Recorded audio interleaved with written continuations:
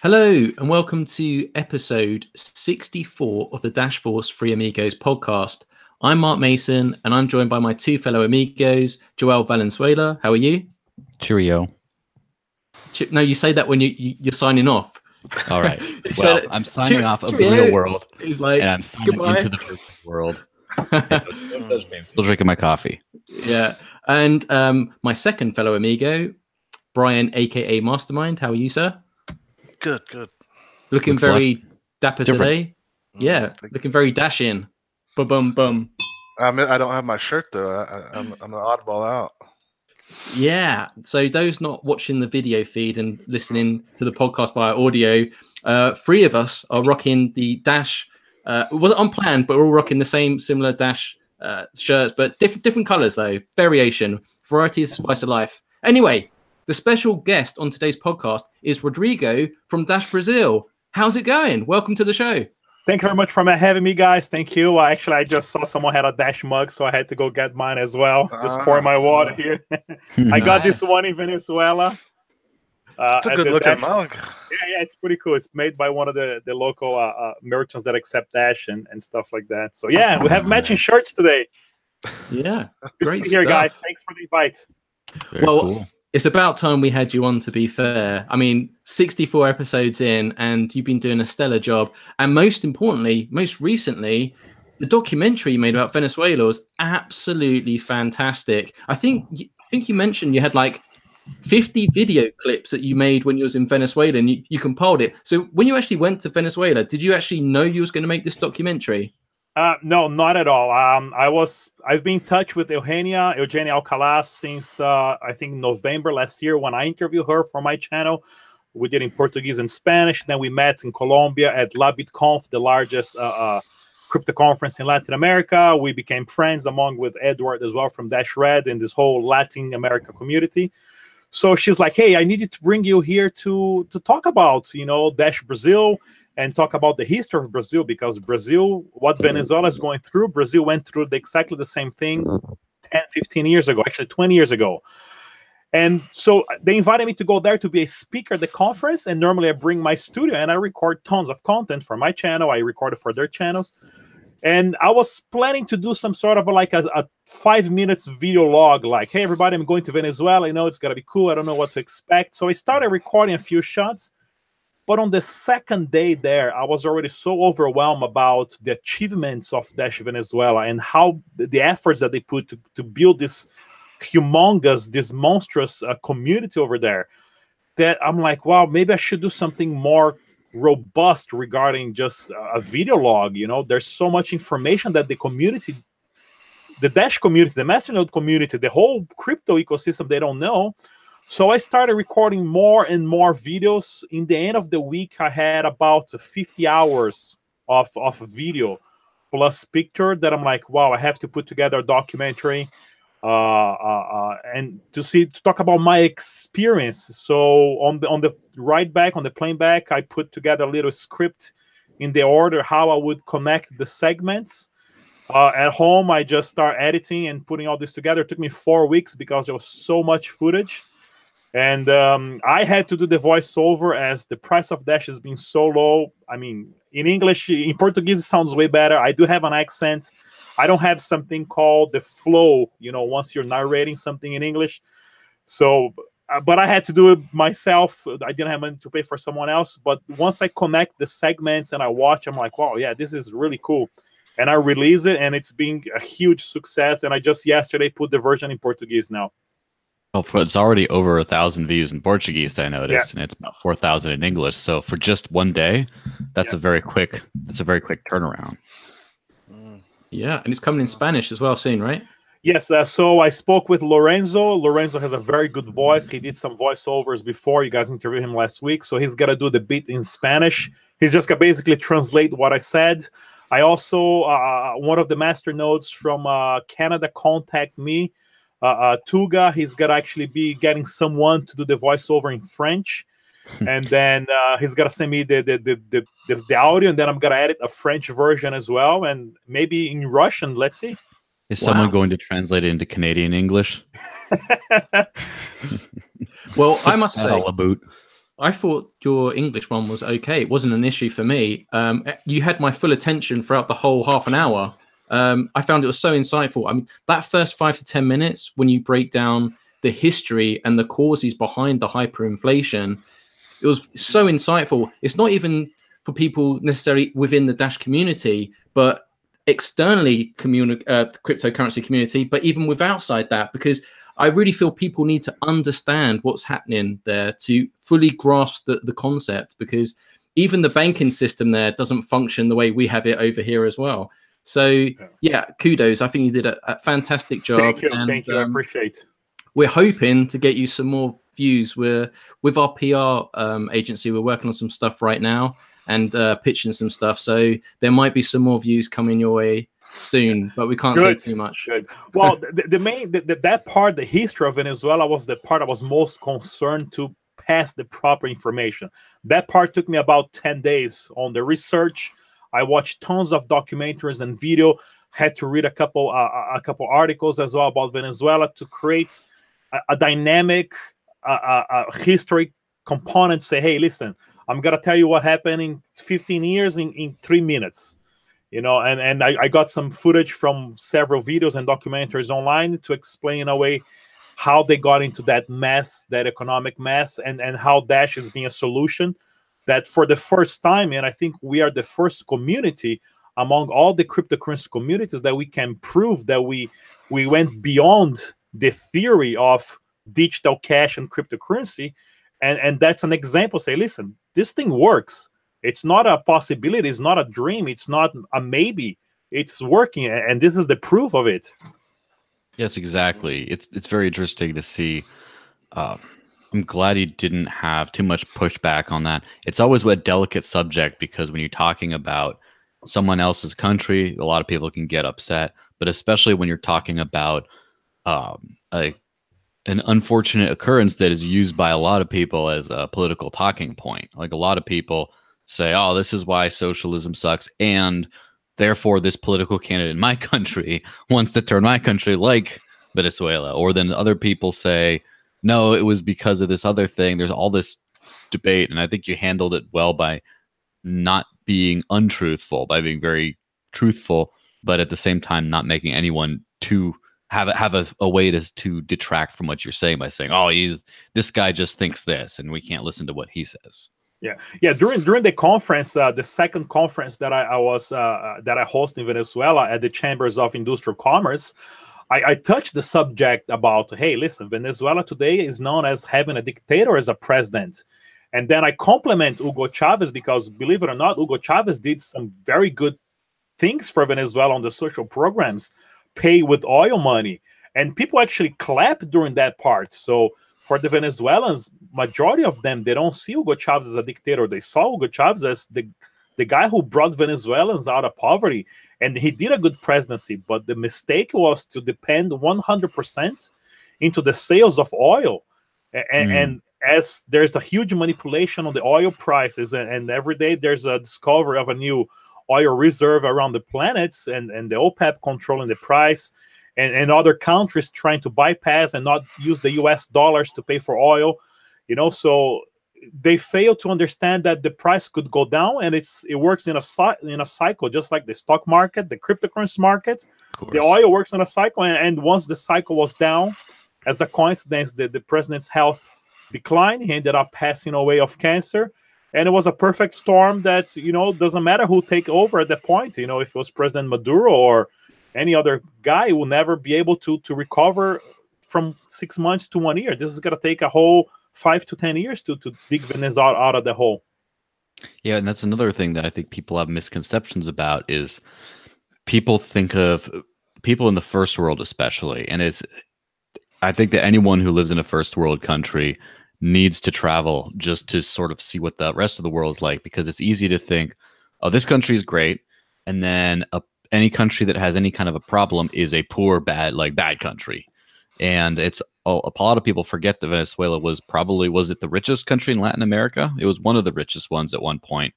And so it's not, you don't just go from that to like your iPhone doesn't turn into a flip phone and then like a stick. It's like you still have all that stuff left over from being a rich country, and the poor people get affected first. And it's not quite the same as just a completely undeveloped country. And it's something that a lot of people are like, wait, they have smartphones, they have conferences. I mean, a tattoo parlor is accepting. I thought they can't eat. I if there's no food, there's a tattoo parlor that's taking Dash. That doesn't make sense to to a lot of people. Yeah, the amount of wealth that is located in Latin America, like Brazil is the richest and the largest country in Latin America. Brazil has a very strong economic power among all the other Latin American countries, right? Venezuela could be among those numbers if it was an organized country. They have the largest, if not one of the largest oil reserves on the planet. But unfortunately, the government system, the bureaucracy, and comparing the history, and Brazil went through the same thing during the 80s and the 90s. You know, I'm the only one who can tell what my parents went through with the devaluation of money. Brazil changed the name of money 7 times in 15 years. Wow. Brazil had 1.2 trillion% inflation in 15 years. You know, I have this stack. I have this stack of money that I brought from Venezuela as a souvenir because I kept this as a little souvenir. Brazil went through the same thing during the 80s, and you know, I saw, and being a kid, I remember I've been in the US for over 20 years now, but being a kid, I remember my dad, the desperation of my father, you know, expecting to get paid 10,000, and then at the end of the month he gets paid 100 because the government changed the name of the money, cut the 3 6 zeros. But everything still costs the same. So this manipulation happened in Brazil several times. In 1994, we actually had a smart president, a vice president who took over, and he definitely put together a team that were able to control this and implement a new economy, a new currency that's been the same one up to today. That's been actually the best thing that happened to Brazil in the past maybe 100 years.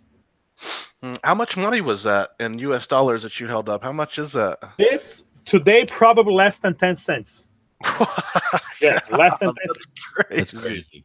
Those new bills, the 2 Bolivar bills, they don't accept anywhere. But again, so 3 bills, you can get 1 gallon of gas. Oh wow. Yeah.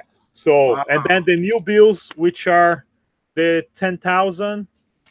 I think I had a 20,000 here. 20,000 Bolivars as well. So those new bills are the ones in circulation right now. Most of those are the $100 Bolivar bills, which are worth nothing. But here there's probably less than 20 cents, 10 cents. $1 is over 3 million Bolivars. Wow. Yeah, it's funny to see.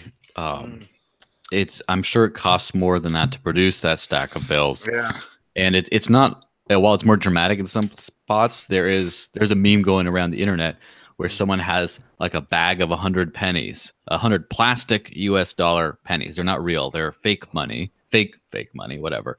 And it costs more to buy that bag than having the real currency. So it's like, say 100 pennies would be a $1, and it's like $1.30 for the plastic ones. Well, Brazil became a specialist in printing money, and Brazil actually are the ones printing money for Venezuela and for other countries in Latin America, because they have the technology. There's a lot of technology involving on printing money, which is part of my lecture as well, that I had about the history of Brazil. There's one slide that I have saying that in Brazil, we don't have heroes anymore because we use all of our heroes in the bills that we use. So right now in the back of the bills in Brazil, we have a monkey, a fish, a tiger, I forgot the other animal. We just have a bunch of animals, which like a menu. It's like a menu on like a Chinese restaurant. We have all the years. Correct. Yeah, something like that. And I'm like, so we already lost the identity of what is to have a sovereign country with a proper government and the concept of a national hero, because we used all of them in the past 20 years on the back of all the bills, so they decided to change more and more, which I make fun of it on the add a new one though, and then hope no one notices. It's like, didn't I see that guy before? Just have like him from like a different angle, like that instead of that. And people say that Bitcoin, crypto, Dash costs electricity, costs them a lot of money, which is not clean for the environment. I mean, people have no idea on the technology that you need to print money, and the colors and the artists and the designs and the historians that have to put this together, plus the technology for you not to falsificate money on the numbers and the hidden watermarks and all that stuff. You make it sound like everything's fine and dandy in Brazil, but I don't think that is the case. I think you're based in the US now, but what are the differences between Brazil and Venezuela right now? Well, Brazil in the past, since 1994, had a huge boom, right? In 2008, Brazil did not go through a recession at all. The stock market in Brazil has been working extremely well, even knowing that the past 4 years, Brazil got into more inflation, a little bit of a recession, the devaluation of the money on about 20 to 30%, but it's nothing compared to what Venezuela is. But what forced Brazil to be way more organized to Venezuela today was a couple of years ago, in the 90s, the politicians, a few politicians ended up putting together the transparency minister of I don't know how to say that in English actually, but it's an entity, it's an agency of the government that must put all the bills, the accounts from every single city, state, and on a nationwide, open on the internet for every citizen to have access. So in Brazil, you can see where all the politicians are spending the money, where they're using the salary of every single politician. So this gave a huge transparency, and because of that, a lot of cases on the federal police were open to investigate some politicians and governments and cities and governors that were using too much money. And the way to track this, it's been actually reducing the corruption, or more cases of corruption being brought up to open. And for the first time in history of the whole entire Latin America, we have one judge now in Brazil that sent a governor, a mayor, senators, the president of the House. They're all in jail, even the former president of Brazil, for corruption. So we've never seen this happen. And so this gave a lot of hope to the country, economically speaking, and on a matter of corruption, that, you know, billions of dollars were recovered from corruption from Switzerland banks and all that into the economy. And slowly, Brazil is becoming an example of how this can be done, how they can fight for corruption, because the people, the citizens, they be very active among protests, but not violent protests. I noticed you didn't mention bankers there. Did they jail the bankers? They did one. Also, they did jail the president of the cement company, who was the one bribing the government to get all the contracts for himself. And there's also investigation in Peru, Ecuador, Colombia, because this is the largest concrete cement company in Latin America, and they basically had corruption scandals in other countries. So he spent a couple of years in jail, and then now he's out because he decided to rat a few other people, and because of those things, it started a chain reaction, and more politicians are falling more and more and more. So it's been actually very nice to see the system working. Because of one judge, this started. You know, it's funny about... Well, it sounds like Brazil could benefit from the blockchain technology with how they've opened up. Yes, in fact, in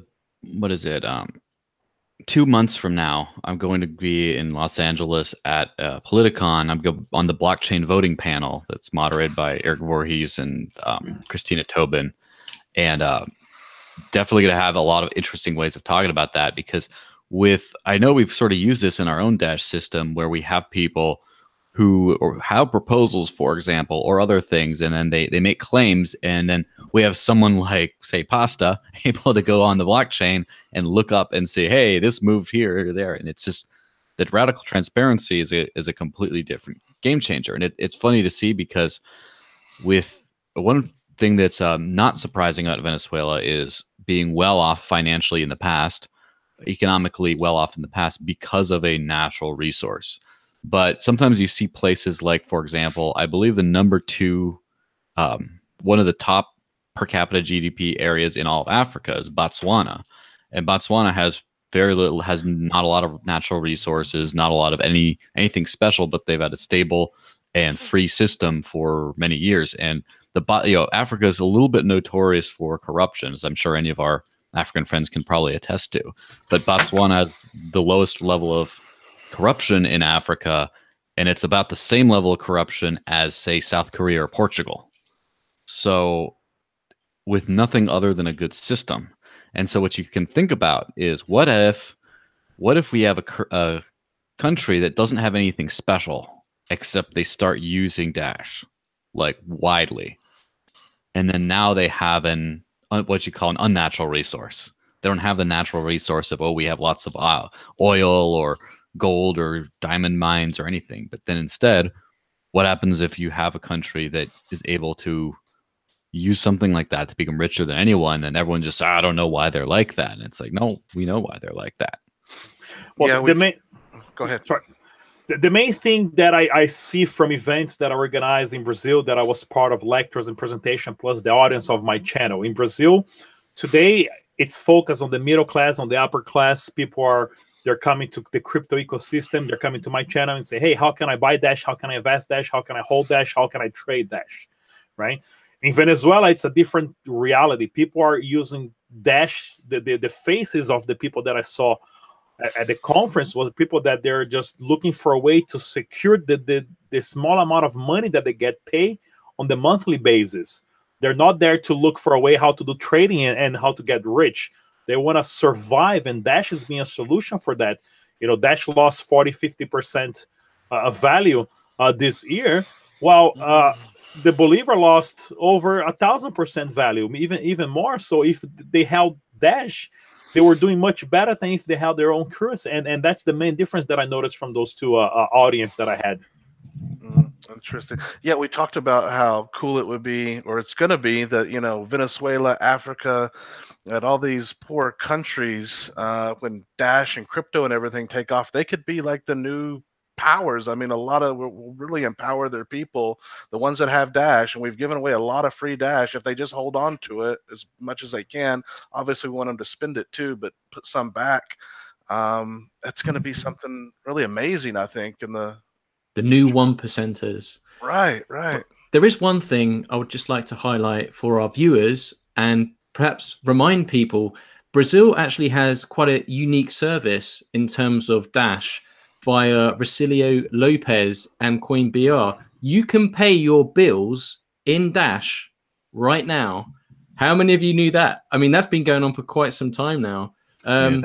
Yeah. Rossello Lopez from Stratum CoinBR. Now he partnered with some Hong Kong exchange as well. He's been the biggest Dash and crypto advocate. He's the largest Dash and Bitcoin miner. He mines in Paraguay. The guy, he's fearless. He sues already, I think, all the banks in Brazil, and he owns all the lawsuits, big chunks of money, because his business is honest. He hired people, and they've been closing his account with absolutely no reason, and his business is legit. And so he has a system. In Brazil, actually, we have a system called Boleto, which is like a barcode system that it's an integration among all the banks, that you can pay the bill from one bank to another bank, or in the lottery house, the government lottery house, or you can buy lottery tickets. So all this integration, it's already working. So there's a few websites, including his platform, that allows you to just type the number of the boleto, the barcode, and then, of course, there's a small fee for this transaction, everything. You can use crypto, you can use Dash to pay your electrical bill, your water bill, or any other type of bill that you have that has the system. And today, most of the business in Brazil automatically generate this barcode called boleto. Aren't you able to buy Dash and other cryptos at some of the banks in Brazil through his, somehow there's a voucher system or something? See, that's the genius about Rossello and how smart he is, and he's been one of the guys who always been the biggest support of my channel and always put me in contact with the top names of crypto in the world. So what he does is he opened a business with his bank account, with a business bank account, right? So, but his business is connected to all the banks. So each bank has one bank account inside his business. So all you have to do is, from your own bank, you transfer the money to that specific bank account of his business, and then you take the receipt, upload on his platform. He will see that the deposit was done and give you crypto. So technically, all you did was to transfer money from your bank inside that bank to his account. So the banks are saying, hey, but you have to do the KYC for your clients. And he's like, no, I don't have to do KYC for my clients, because you open the bank account for that client, and you open the bank account for me, and my business is legit.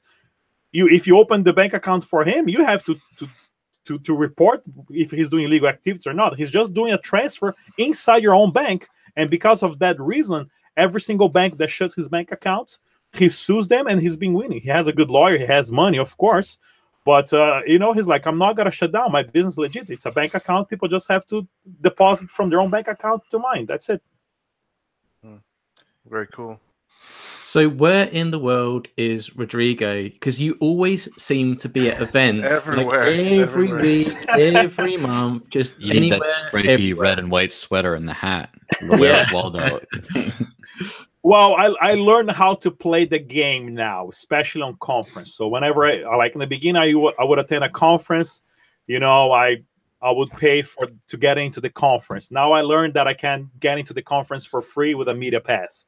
Say, hey, listen, I'm a YouTuber. I have a media, so this helps me save money. If I'm a speaker, I always negotiate. Hey, can you guys at least cover the hotel? So this allowed me to travel more with the funds that I had to create content for my channel. Plus, I think I did a large integration with the Latin America community that helped and support me a lot. And I'm talking about Dash Colombia, about Mireia from Medellin, and Edward and George from Colombia as well, from Dash Colombia, and Dash Venezuela. Now we're in talks with Angel from Dash Argentina. We open more communities, and we've been working closely together. So people are actually getting me to speak on those conferences. And in Brazil as well, I managed to, a couple months ago, about 6-7 months ago, I ended up emailing all the YouTubers in Brazil related to cryptocurrency, but serious YouTubers. And we put together a WhatsApp group just for the YouTubers. So we're today about 40 guys. We have among ourselves about 400,000 subscribers, combining all the channels. And we always constantly talking about how we can help each other grow the channel, how we can create content, and giving the proper information, even though that each YouTuber talks about his favorite coin, them they have sponsors from exchange. But this help raise the bar of the level of quality of content we've been creating. And every time there's an event that they need someone to talk about Dash, they always say, hey, you got to invite Rod to come to the event, man. The guy knows everything about Dash in Brazil.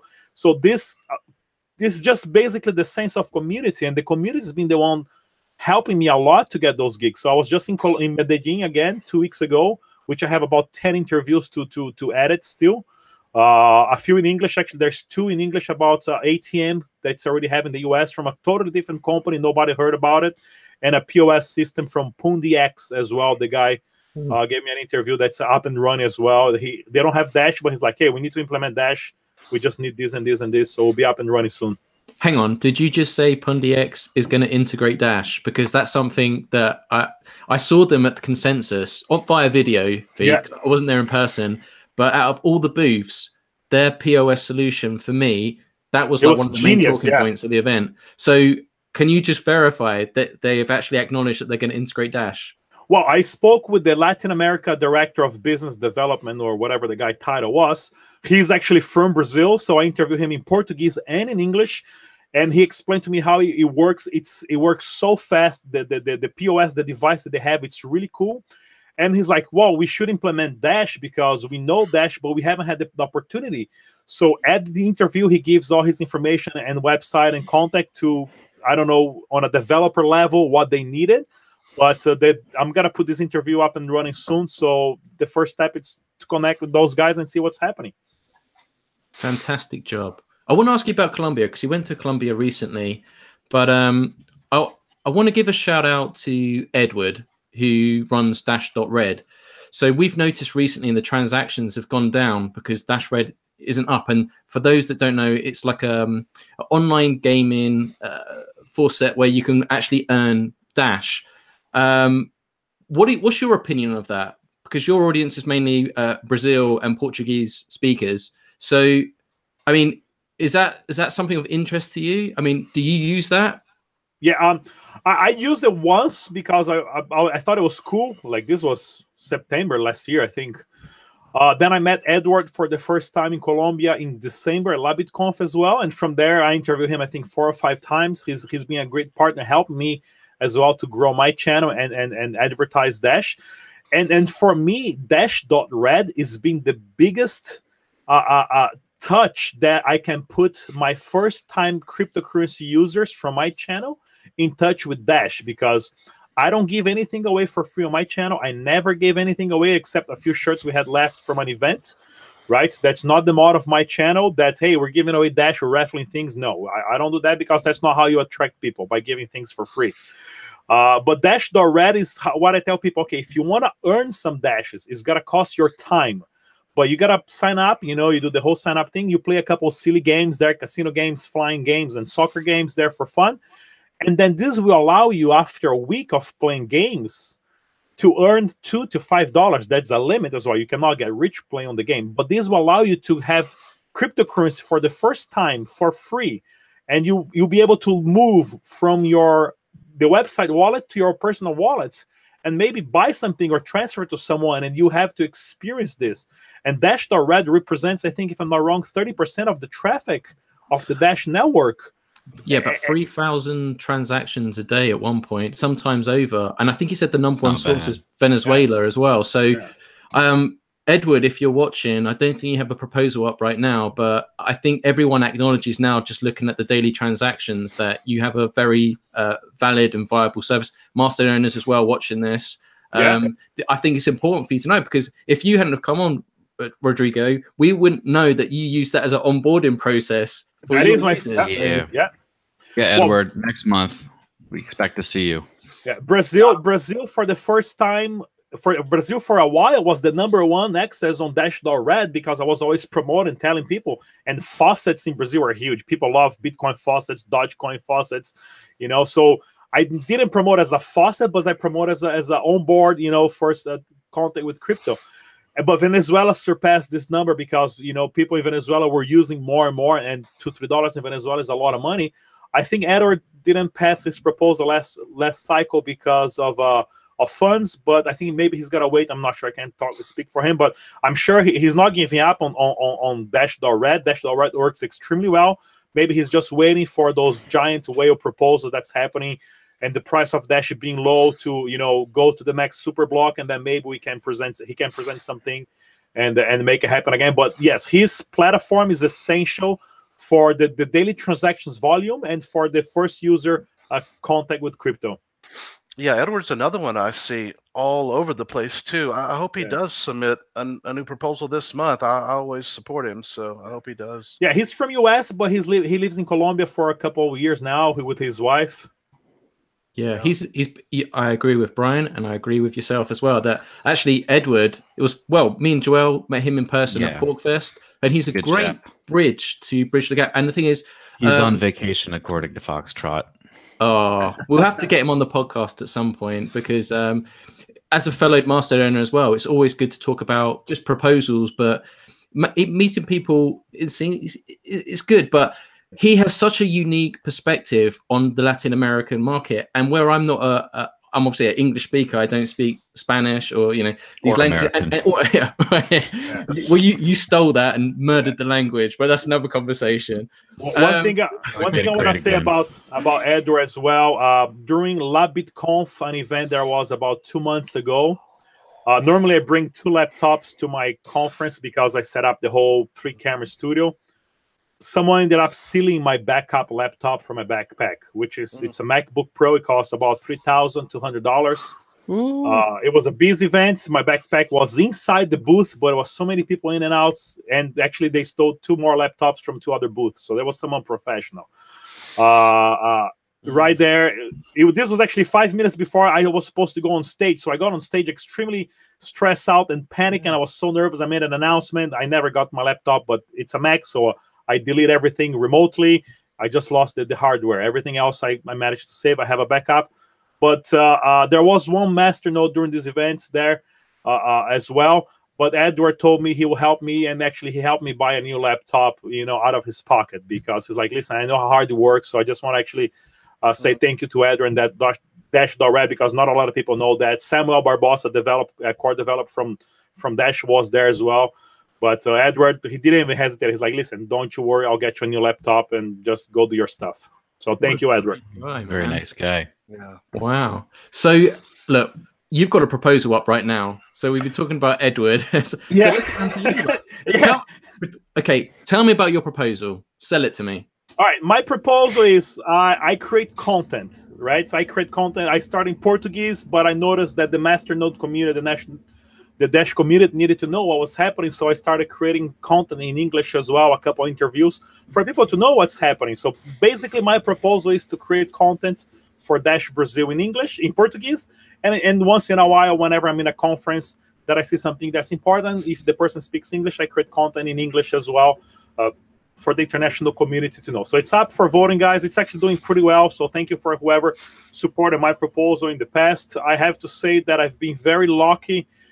This is, I think, my 4th proposal, and normally my proposals get approved into 4 or 5 days since the beginning.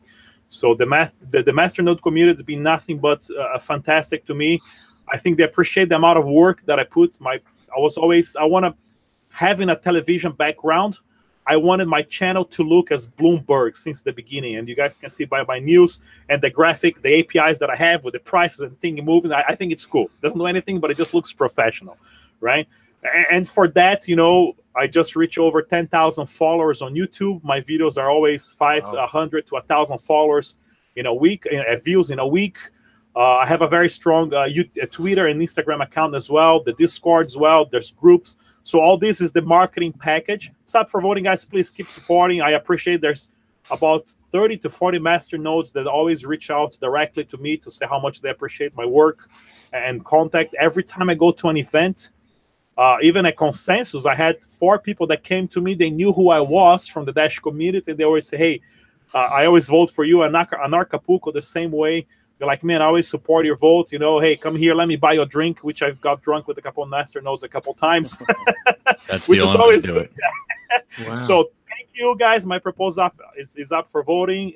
It's to create content, prime content, Portuguese and English, and sometimes in Spanish too.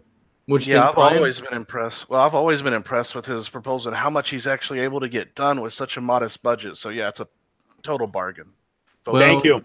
The Dash Force way, right? I was going to say, Joel, don't you have a proposal up at the moment as well? I don't.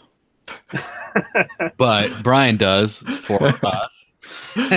Yeah, so Dash Force has our proposal up right now. I'm sure Brian can tell you a little bit more about the budget specifics, but we're running lean this month and the next few months. Basically, from my understanding, we got some reserves and are going to have less reserves every month because we asked for less than we need to run in order to just make room. And so if the Dash price does not recover, we might have to do some special stuff. But we definitely, I think our reserves are running out. We're running on fumes with the prices the way it is. It's rough. It's tough out there. Yeah, we definitely don't want to be someone who just drops a giant, like 10% of the treasury ask and just tries to clean it all up, being like, well, everyone else should tighten their belts. So we've been here for a year now. We've been here more than a year and a half already. It'll be 2 years, yeah. That's very soon. December, November. So seniority, everyone loves us. We need to we don't run like that. For me, you guys be the main source of information for me and for many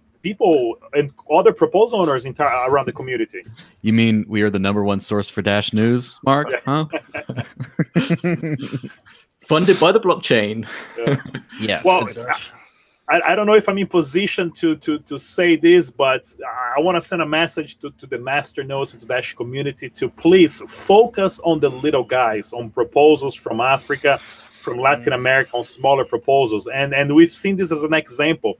We had famous people that came to this network, got hundreds of thousands of Dash, did a shitty work and disappear, or didn't even do any work at all and disappear. So we have to stop believing on pretty faces and famous faces and focus on guys working down the ground from the bottom.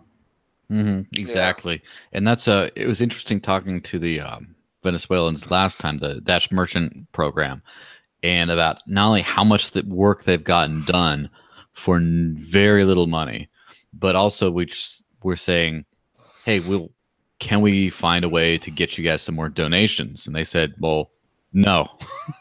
That's not how we work. We're business people. We work for our money. We don't we'd rather save donations for other projects that need them.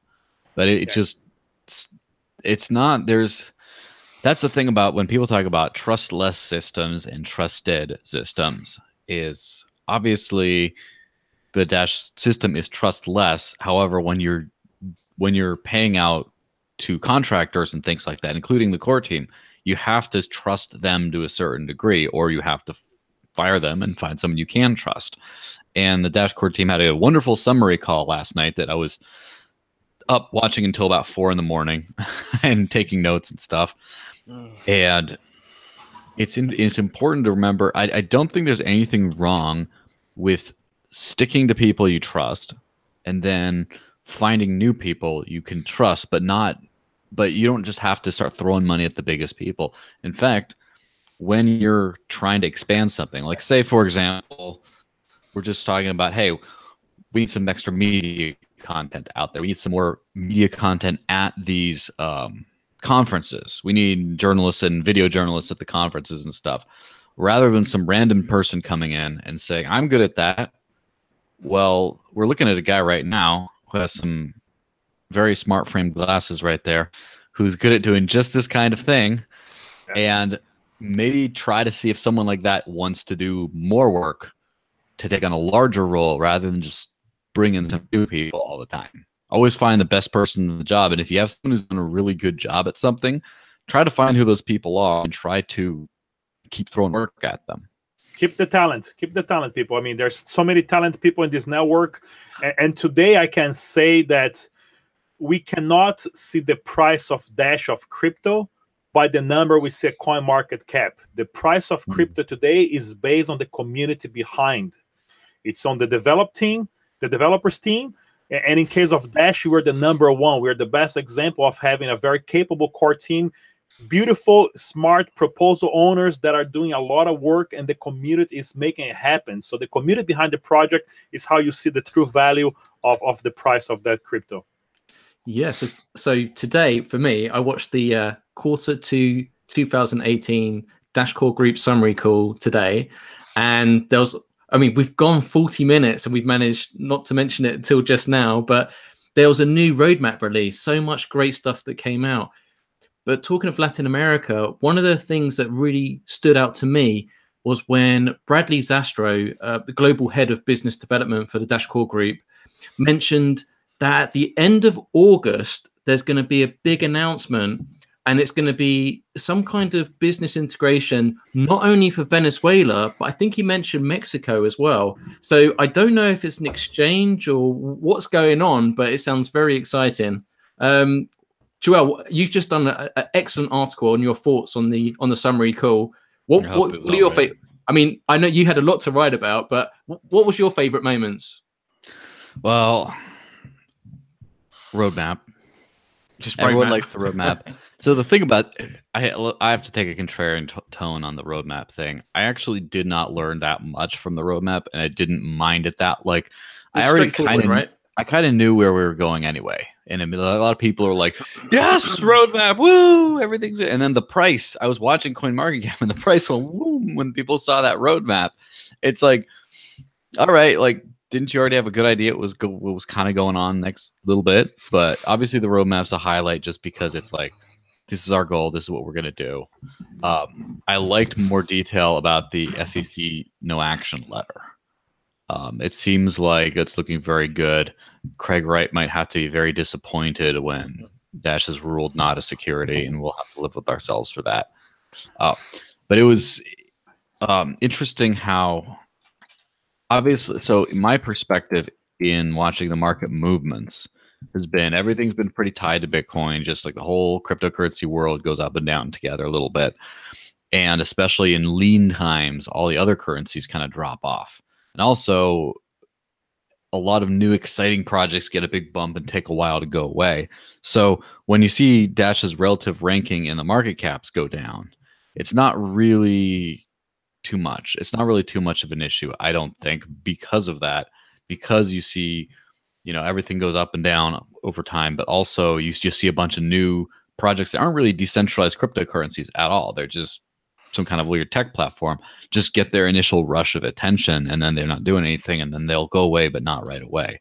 However, the core team seemed to take some kind of responsibility for the slipping ranking, saying that there was a conceptualization, a design stage before an implementation stage for evolution. And so the roadmap that was produced before was kind of like a conceptualization. It wasn't actual implementation based yet. And there's a big black hole, as Ryan called it, a big gap in information in between those two events. And so we had a long time where it just seemed like Dash wasn't going anywhere because there wasn't a roadmap, and the old roadmap was kind of taken down and not updated. And like, well, what happened to that? What happened to your team? What's going on? And so a lot of investors lost confidence because of that. And so they took responsibility for that, and hoping that when the draft roadmap that's out now, when the final one is done in about 3 months, that we'll have a lot more investor confidence, as well as I'm sure a lot of when you start seeing these initial releases come out for evolution.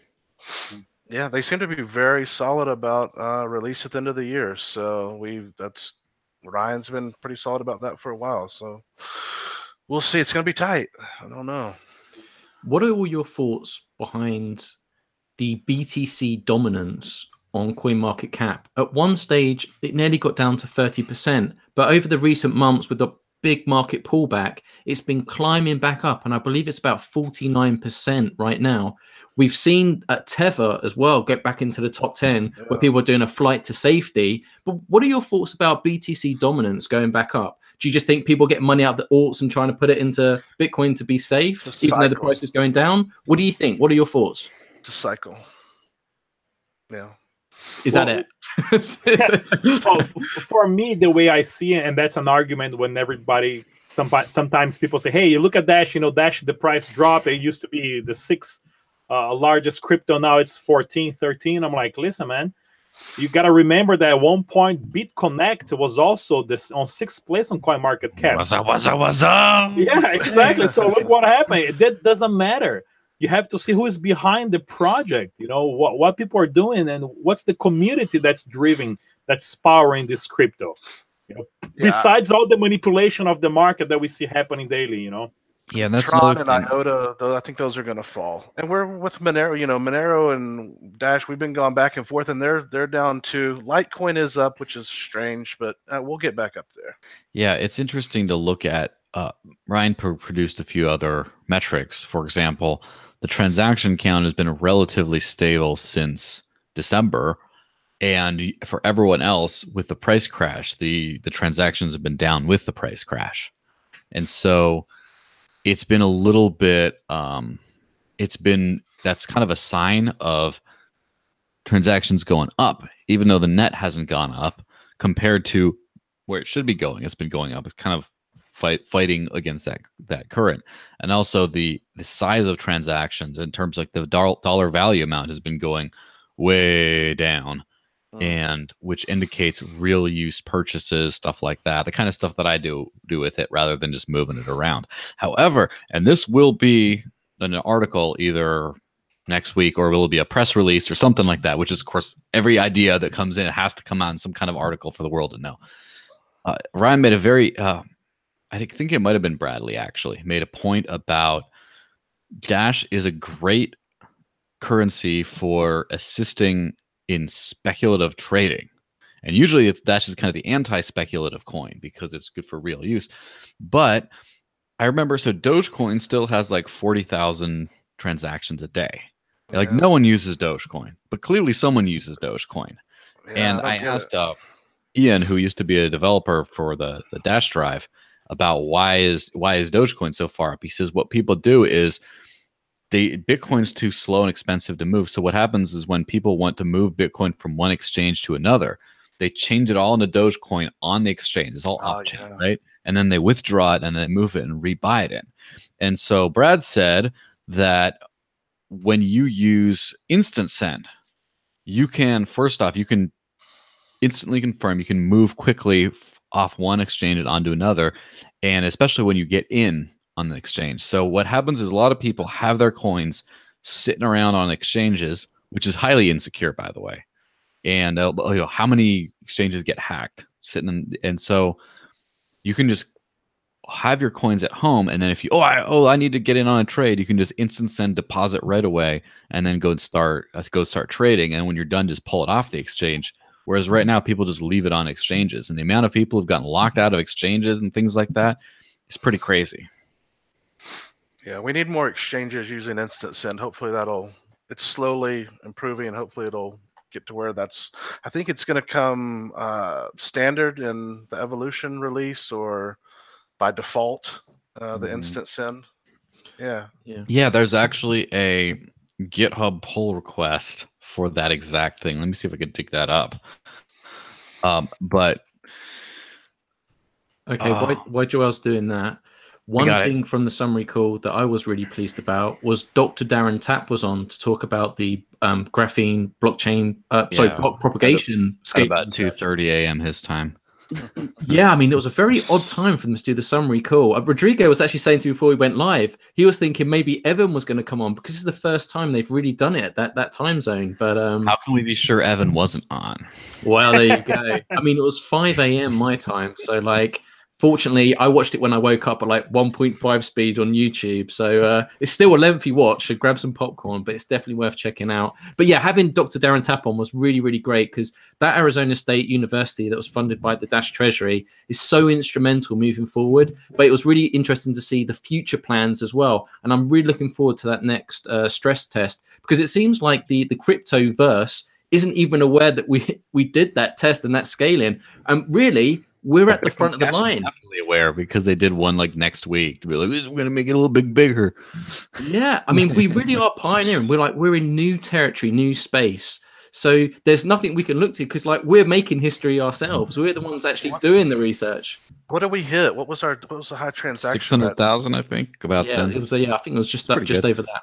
Yeah, and so if you are in the Dash Nation Discord, or as it turns out, the Crypto Traders Pro Discord, or the Golden Black Discord, because I've set up my Dash wallet bots in all of them.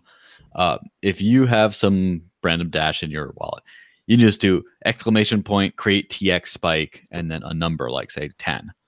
And I think it's 10 is the limit. And then if you do that, it'll be say, thank you for donating to the 5 million transaction event to coincide with the 12.4 thing, because that's literally what happened in the 600,000. So Delta Engine designed this system called My Dash Wallet, which includes a tipping bot. And so what would happen is he created this function where you could create TX spike and create a transaction spike, like say 5,000 on-chain transactions, just automate them. And of course you'd pay the fees for that, but he would just automate them and send them throughout the network. And so people just doing that over and over and over and over and over is what caused the 600,000 transaction event. And so now what he did is he disabled the function for right now. But so now every time you try to do it, it just puts those fees towards the 5 million transaction event to take place when 12.4 is released. So yeah, get ready for something pretty big. I believe from talking to Dr. Tapp before, I don't think that with the current 2 megabyte blocks, I don't think that they'll be able to do 5 million. But hopefully that means that maybe we'll see a 5 megabyte block or something this year. I thought it said 4. I think they're planning on 4 megabytes. Yeah. I believe that was part of the proposal. So let me talk about this instant send thing, because that's something that's topical and I think interesting. First off, what the GitHub pull request I posted in the live chat, basically in 12.4, it appears that they're going to make instant send default for simple transactions, and waive the instant send extra fee for those. So that basically, there's a lot of extra details involved with that, I'm sure. But say that again, Joel. Say that again. What they're basically for simple transactions, like not a bunch of crazy inputs or anything crazy like that. Just like a very simple send kind of transaction. Instant send will be default, as in you'll just send and it will be instant send locked, and you will not pay the 10 times fee of an instant send transaction. Cool. So it's just kind of making instant send sort of standard issue for basic transactions. And so what that means is now you have 100% reliable zero conf. And out of like Bitcoin, the Bitcoin Cash community has been struggling to try to make this a reality. And most recently, Bitcoin Cash's creator got banned from their Slack channel for being a little bit too vocal about trying to do something called pre-consensus, which would basically have nodes decide ahead of time which transactions would be in a block before a block would be mined. I mean, there's a whole lot of extra bits to it. But basically, 4 years later, Dash is like the one that has solved the double spend problem, and no one else has come anywhere close to something decent. And now Dash is just getting better and better and better. And it's just, we're going to see this when we're going to have people running around doing double spends on all these kinds of merchant solutions and things like that on other coins. And it's just going to be a disaster. And Dash is going to be the one thing that just, there might be a time when right now merchants, they used to be Bitcoin only. And then they were all Bitcoin and Litecoin and Dogecoin. And then they're like, oh, Bitcoin, Litecoin, Bitcoin Cash, Ethereum, whatever. They just accept the basket. At some point, you're going to have a lot of them that just aren't going to accept anything but Dash. They're going to start disallowing non-Dash transactions because they're going to be like, I can't trust those other ones. Wait for it. Yeah, the payment processors, I don't know how they're going to deal with that risk, and because they a lot of these, they want to take on every shit coin out there. I don't know how they're going to deal when people really start double spending all these coins. It's going to happen. Yeah. Except to Dash. Well, one thing that Rodrigo was requesting that masternodes take notice of before is to help locations that really need Dash the most, that really can benefit from cryptocurrency, where there really is real use cases needed. And one of the things that came out the summary call was Glenn Austin, CFO Dash Core Group, saying that in the future that Core will look to, at the most, try to get no more than 60% of the funding, because these last few months, for those that don't follow the Dash Central budget treasury, it's been very tight, and a lot of core proposals, including some tax proposals, have sucked up a lot of the budget. So that's good news, Rodrigo, for other proposals. But Joel, do you have any thoughts about that? I mean, 60%, is that a good thing? Is it a bad thing? Should we commend Core for coming out and saying that? Yeah. So I know there was some dissent in the live chat of the call last night around that exact situation. I remember in the early days when the budget wasn't enough to fund anything major, and the core team developers, most of them were volunteer, and those who were paid were severely underpaid. And I mean, sure, Brian remembers these days more than me, but those days, and then a bunch of people in the community. I don't remember exactly how it happened. I've heard different stories, but it seems like the prevailing theme is people in the community convinced the core team to cap themselves at 80% of the budget. Not because, the masternodes have no say, but because the masternodes trust them, and if they put in requests for funding, they'll probably just get approved for the most part, without a strong reason not to. But so it's just sort of like, do you defund the core team? That's one of those, like, the game theory problems is, like, if you have one big entity like the core team that's taking up a lot of the money, and you do trust them and you like what they're doing but wish they didn't, it's like, if you defund them, you kind of lose everything. But if you fund them, then you fund more than you want to fund. And it's just kind of like, it just makes people then go for the funding ask. So to prevent that from being a thing, the core team promised to not take up more than 80%. And then, so that's kind of where I came into the picture. And then yet last year, the price went crazy. So the core team was taking a frequent 0% of the budget, while everyone else was sort of figure out what works and what doesn't. And now the core team is back with, I believe, an over 60% ask. But basically what they're going to do is they're going to try to always stay at 60% at the most. And we'll only put an 8% under some crazy special circumstances. And so I don't think that's too bad of it, depending on how much. I mean, obviously, if you have a $10 million budget and they're eating up $6 million or $8 million like a month, that's a little nuts. That's a little crazy, go nuts. But while we don't have that, people will have to remember that the core team works on the number one most important part of Dash, kind of the Dash itself, right? Builds the code itself, things like that. And so it's definitely not negotiable that someone be funded to do that. Now, of course, some people say, "Oh, the core team suck. We want a different team." Okay, fine, different team, whatever. But that function has to be the most important thing, and to have marginally over half of the budget go towards the most important part about Dash, like the only essential for Dash. I think that's perfectly reasonable. Now, 40% of like 1.2 million or something is not that much, but you can still fund some stuff like Dash Force, like Rodrigo, like, you know, a bunch of other cool people that aren't here on this podcast right now. Although there's, you know, the Venezuelan programs and stuff like that. So I think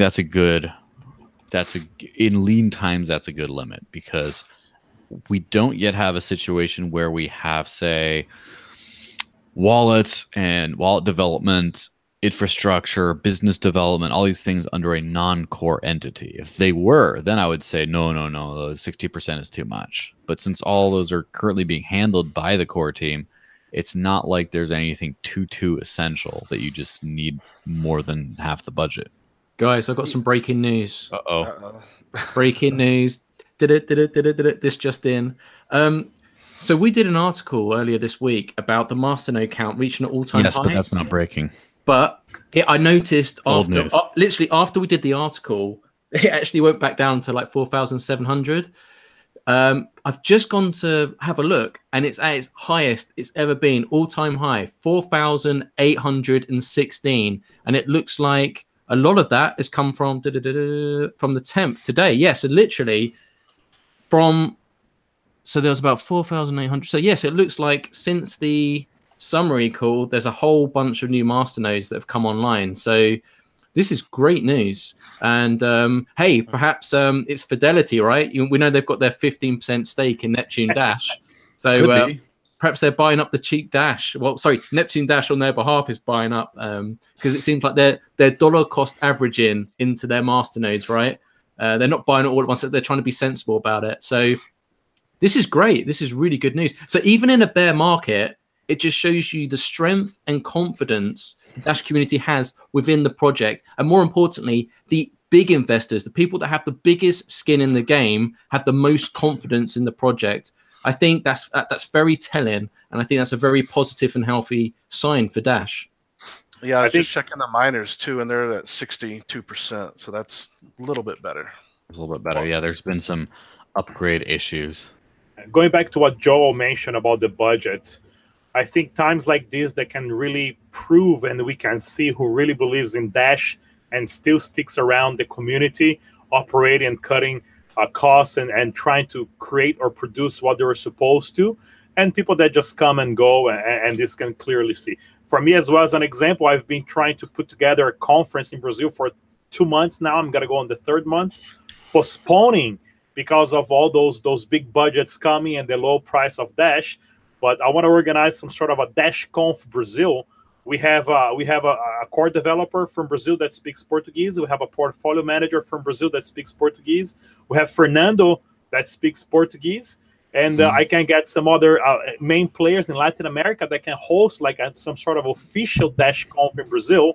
But I've been waiting because of all this budget thing. So maybe next month you guys see something like this coming around. What about the university circuit? Could you get invited to universities? That might be something that wouldn't require necessarily a lot of funding, but if you get invited to lecture at different universities and throughout Brazil, that would be a really good stepping stone. But also as well, it's the right target audience, the youth that are open to technology, new ideas, and at that time exploring new ideas and free thought and stuff as well. So absolutely. And a lot of students are international, right? So we're talking about remittances and stuff as well. Yeah. So it's perfect timing. And a lot of these people will be studying business, marketing, potentially developers as well. So yes, I think if you can focus on that circuit and get into the university track as well, that would be something I think Masternodes would really get behind you and support you on that.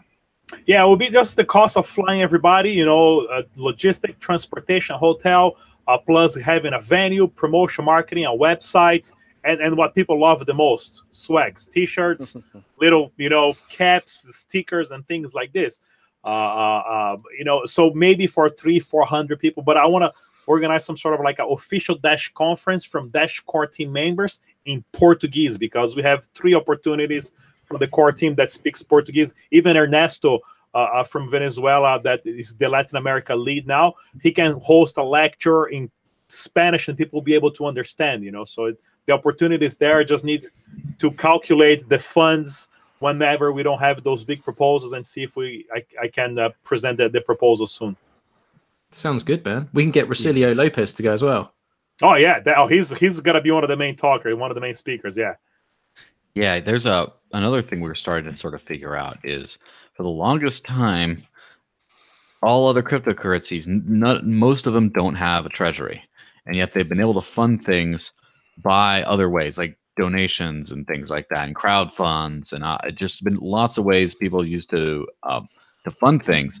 And Dash, because it had this treasury, the Dash community kind of got, I wouldn't say lazy is the right term, but they got complacent in, say, we can just use the treasury to fund everything. And then they've been starting to do that. And now that there's kind of not a lot of money left, now they're starting to rediscover the lost arts of community organizing that other coins have kind of kept up. And so, for example, the Venezuelan conferences have been crowdfunded recently because there's a lot of not room in the budget, and there's a few different projects in that country, and it's hard. That's one good thing about having a modular model is you can fund a few of them and not all of them, and still, instead of just not fund any of them. So I'm putting together a plan on helping fund some projects over there. I'll have more details on Monday, but yes, there's plenty of cool things we can do. I think it's only fair that we plug dashdonates.org, which actually hosts a lot of these proposals, which people in the Dash community can donate to. So that's dashdonates.org. Currently, there's 1, 2, 3, 4, 5 proposals up there, including the Venezuela main proposal that does all these big conferences. They're 42% donated now from their minimum target. So give that a look. Take a look at it. I'll add that in the live chat now for our YouTube audience. And I think it's a great thing. I mean, we've got, not only do we have the main treasury system, we've got Dash Boost as well, which is great, but Dash Donates as well. We have a full-rounded ecosystem. Who runs that? That's a great question. We did an article on it this week on the 6th, but I don't know if we actually mentioned who's behind it or whatever.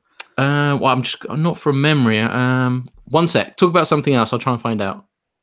Well, there was a lot that was packed into that the quarterly call. I mean, we'll be talking about that probably for a while, probably again next week. I've about 80% through it all, so I gotta finish it up myself. But yeah, there's so much, very impressive. Yeah, which is one thing that a lot of people wait for the quarterly call for everything, and there's a lot of information to just have once every quarter.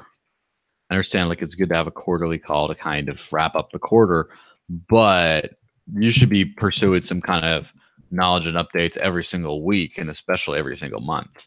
There's just so much going on in the Dash ecosystem. It's crazy. Okay, so the people behind Dash Donates wish to remain anonymous.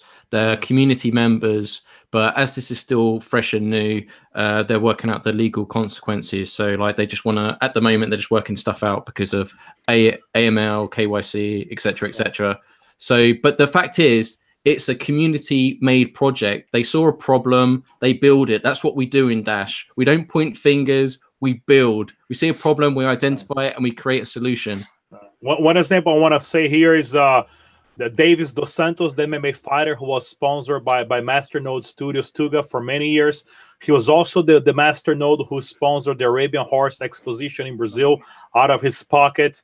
And this was all done by, one Masternode who believed on the market in Brazil and is actually being the biggest supporter of my channel since the beginning. Yeah, he's been great. I mean, yeah, I remember Davis Dos Santos. We speak. I mean, God, that was back in the Dash detail days. I remember working with Andrew on the scripts for that. I mean, that's taken me back. I remember Brian, so Dash Force, before even the news website was about, we used to do contests to help liquidity and things, but also as well, like Brian started off doing a lot of the contests, and we used to have to pass on the community social happenings, if you remember. So we had to pass on that information. I'm getting flashbacks now. I mean, that's nearly 2 years ago. I mean, it's a long time. But yes, Studios is a fantastic guy. And even I remember with Davis Dos Santos, I mean, he was really the first MMA cryptocurrency sponsored fighter, right? In general, by Dash. And he was instrumental, not only just helping and getting translations, but just helping that whole thing out. And also actually organizing and funding that as well. So yes, I agree. He's an unspoken hero of the Dash community, and the Brazil community on Telegram is actually really large. Oh, it's huge. It's huge. I mean, I lost control of my Telegram and my WhatsApp. I literally have about 500 to 1,000 messages per day that it takes me a whole day to go through and then answer, and then next day I answer back again their questions. Yeah, it's pretty big. Yeah, different countries seem to have their own preferences. It seems Brazil and Russia really love Telegram, whereas opposed to other countries like, UK, America, or English-speaking ones, we had Slack, but now we've migrated to Discord.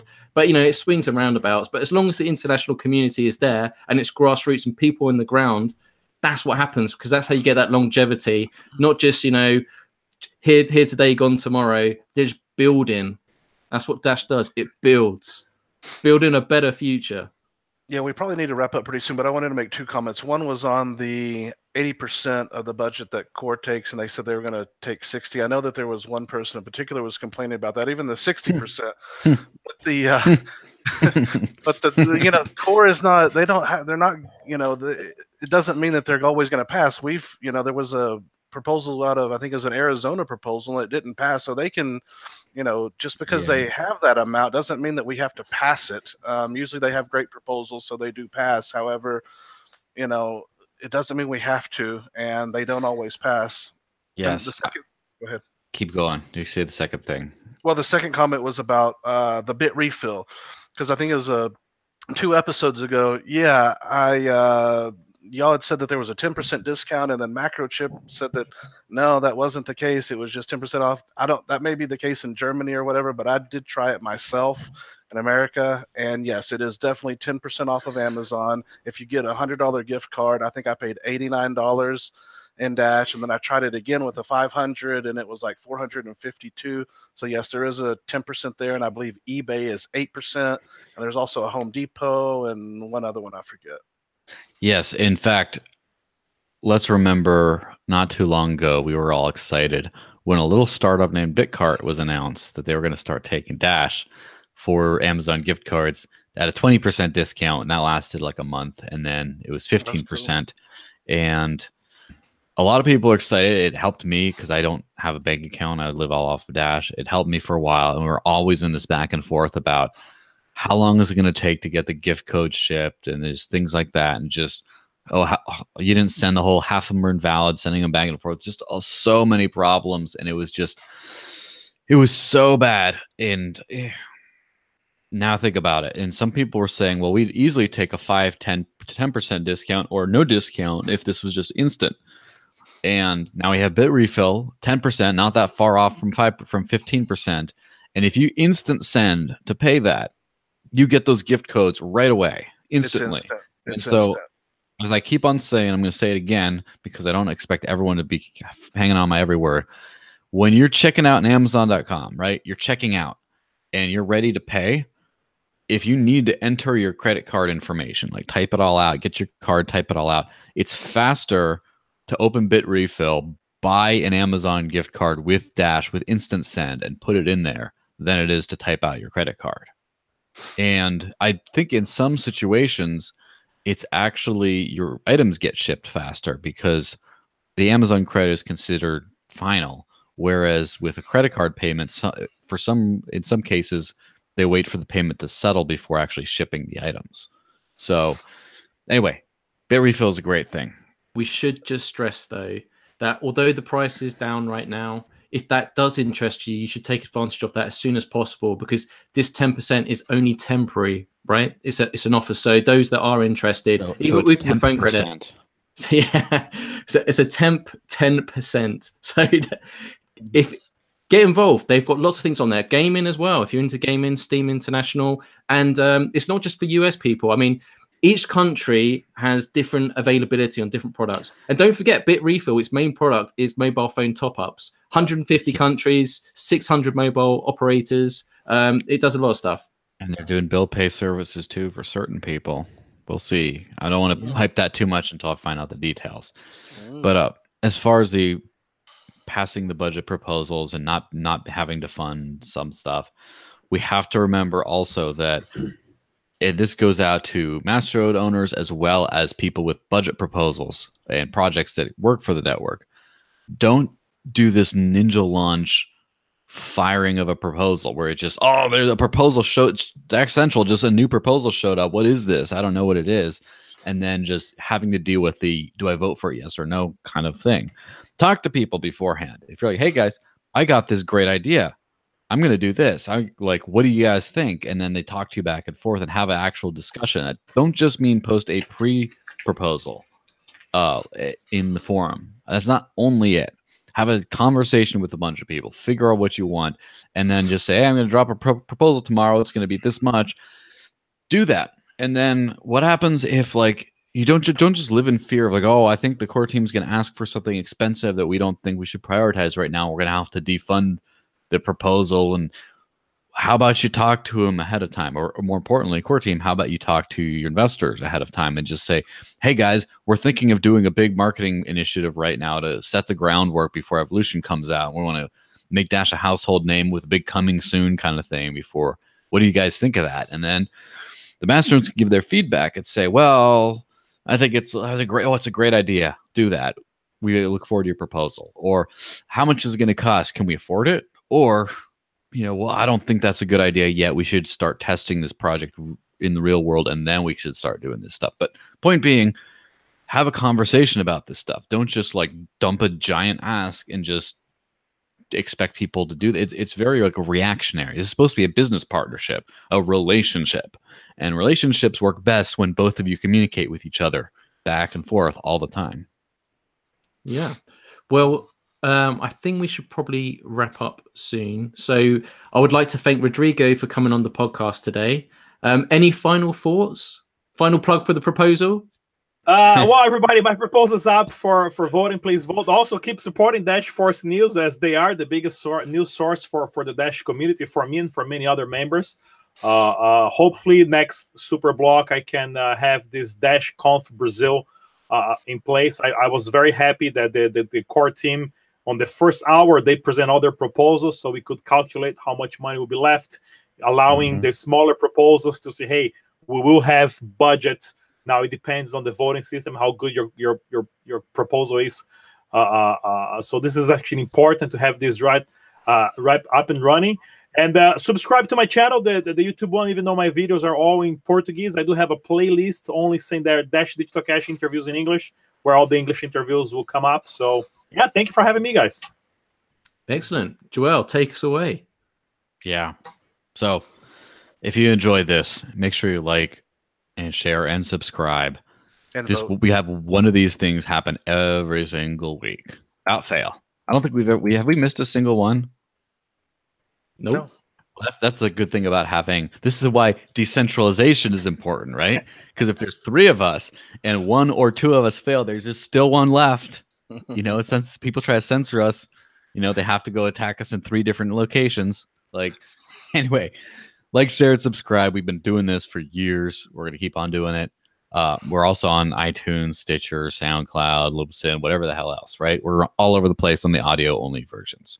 And we also do the after party. Dashchat.org gets you into the Dash Nation Discord. Just start asking around if you're one of the cool kids and wants to get into the after party, where we just do this with 10 of us until we get tired of it. And a lot of cool stuff happens there. Excellent. So, and also as well, thank you to everyone that's voted yes to our proposal already. It is fairly up and recent. If you're a master owner watching this, it went up yesterday, I think. So please go and vote yes. If you've got any questions, chuck them down. We'll do our best to answer. And that was episode 64 of the Dash Force Free Amigos podcast. Once again, thanks to Rodrigo for coming on. Hope you have a fantastic weekend. Stay positive, stay humble, and stay dashy. Cheerio. Woo.